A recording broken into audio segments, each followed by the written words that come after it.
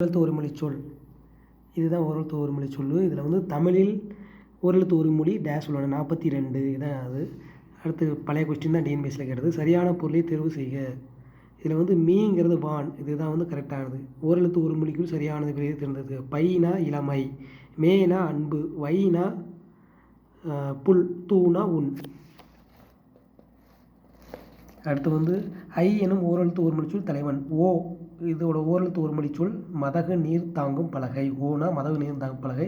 Gonna மதில், சோனா மதில். மானா பெரிய, மீனா மேலே.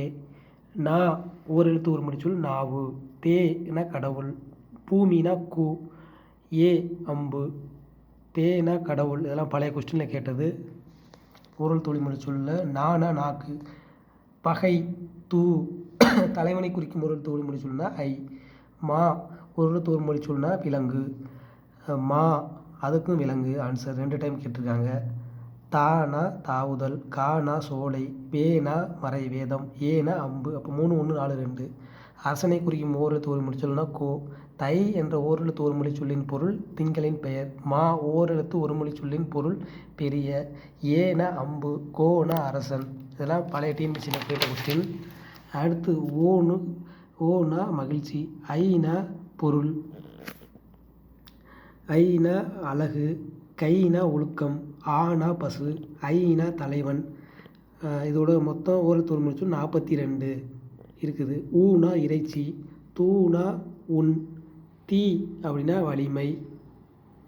இது வந்து தீங்கிறது ஓரெழுத்து ஒரு மொழி குறிக்காத பொருள், அதான் வலிமை.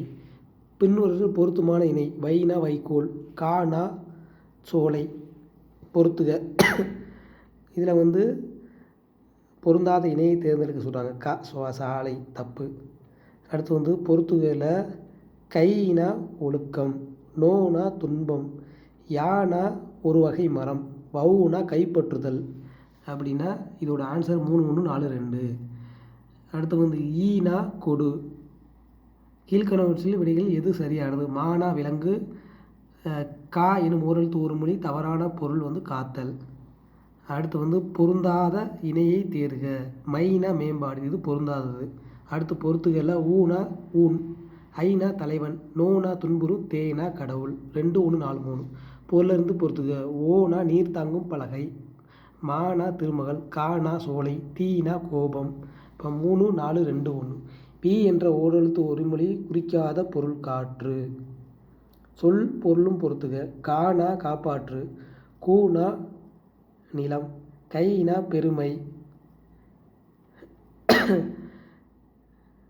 கோனா பெருமை, கைனா செயல். இப்போ இது வந்து 4 3 2 1.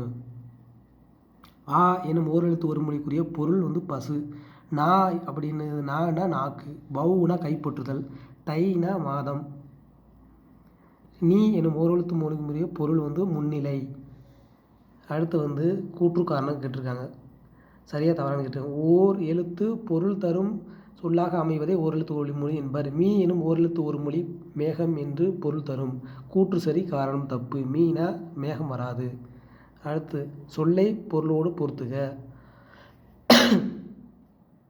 ஆங்கிறதுக்கு வந்து பசு, பானா பாடல், பீனா மலர், மீனா வீணா வந்து